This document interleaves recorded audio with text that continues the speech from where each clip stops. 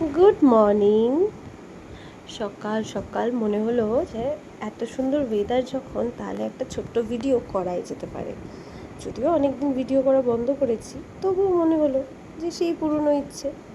যাই হোক, সকালবেলা একটু হাতে সময় ছিল, 1 কাপ ব্ল্যাক কফি নিয়ে চলে গেছিলাম আমি ছাদে।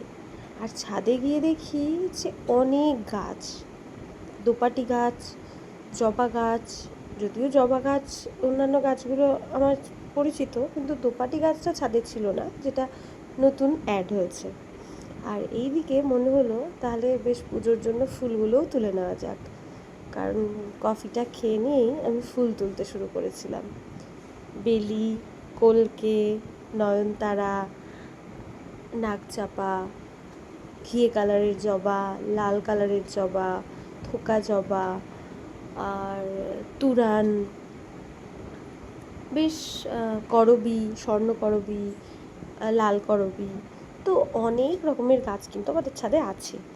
আর সকাল সকাল বেশ এই সবুজের মাঝে এলে চোখটাও মনে হয় জুড়িয়ে যায়, আর চারিদিকে পাখির কিচিরমিচির শব্দ আরও বেশ ভালো লাগে।